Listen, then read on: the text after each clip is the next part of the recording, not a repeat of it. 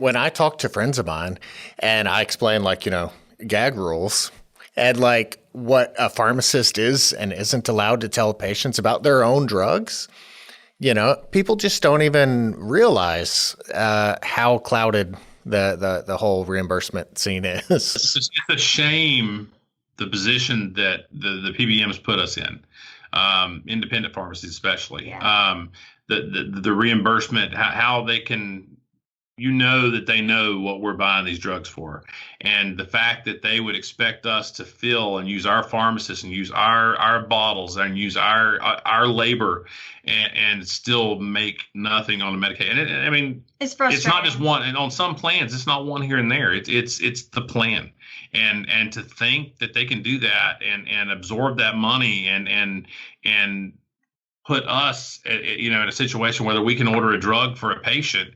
It's not a position they should put us in. I'm not asking to be a millionaire out of it. I'm just asking to make a fair amount on a prescription when we fill it for a customer. And it's not right. It's not right what's happening. I had a situation, I think that this explains it. It's amazing when this happened. I had a local employer. They have a small group plan that's of a larger group. And this person is a customer of ours, but she also handles all the insurance. And she got her, I guess, what they call an EOB from the insurance company because they had to pay this amount. And she called me and she was angry with me. And she's like, Ashley, why did I have to pay? First of all, she said, if I paid for this drug at cash, what would it be? And I was honest with her and I told her she had a copay and she paid her copay. But she's like, what if I pay out of pocket for this? What would my cost be? And I gave her what my cash price would be. Obviously, right above what I would pay for it if she were to pay for it out of pocket.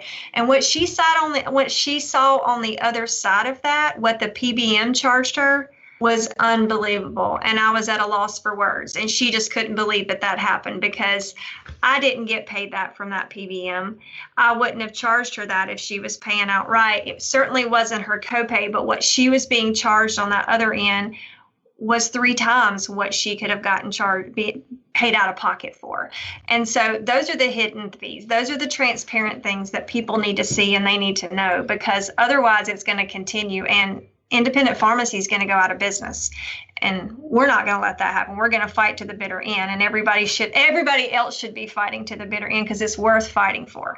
Yeah. So if you are a pharmacy who maybe you're a new pharmacy owner, or maybe you've been at a pharmacy and you're seeing your margins dwindle, and you're not being extremely proactive.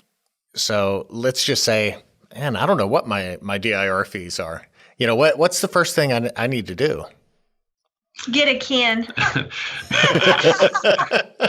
I think the first step is to get a hold of your PSAO and try to get documentation as far as first for each plan. What are my effective rates? What are my effective rates, DIR fees for my plans, and try to make heads or tails out of all that, and lay it all out, and then try to find out from them. I had a lot of trouble the first year. They've gotten better since then of getting a list of what plans apply to each of these effective rates. Once you have all that information and you know what all that is, then you can. The best step probably is to call somebody at Pioneer. And talk to them, explain to them that you want the program, make sure you understand how to get that information into your system.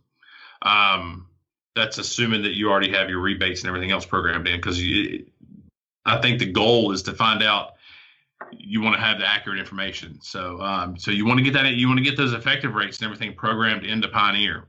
You want to have your rebates from your suppliers programmed into Pioneer. As best you can. I know those fluctuate month to month, depending on your supplier, but have good representation of your numbers in there, so that when you're making, you're running that claim, what's happening. If you don't, then I just think you're destined for failure. And I don't think, hopefully somebody can hear this, even if it's one pharmacy can hear this and go, man, I didn't know you could do that. I didn't know Pioneer had that option. I didn't know I needed to be proactive. I don't know why things are going bad for me. Maybe this is it. I guarantee you that's what it is. I don't see how anybody, since effective rates have started, again, at least for our PSAO, since 2019, I don't know how they've operated. I don't know how they're still in business. I really don't. Unless they just had a large stockpile of money that they're eating into, to just get by. We choose not to be like that. We choose to have good information. We choose to have, we choose to be profitable. We choose to run a good business that we know that we can provide for our patients, but we also want our business to be here for years to come. And if we don't have that information in there, we can't be here.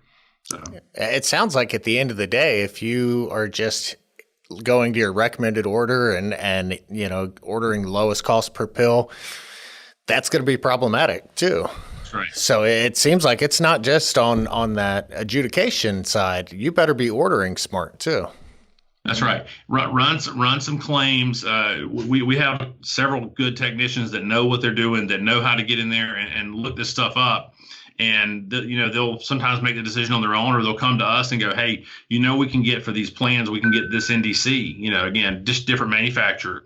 And instead of losing $2, we're going to make $5, which is, it's not. That adds up. Yeah. I mean, it's losing money versus being profitable, or, but again, it's about making good decisions. It's about, like you said, if you need a couple of different NDCs, having those on the shelf.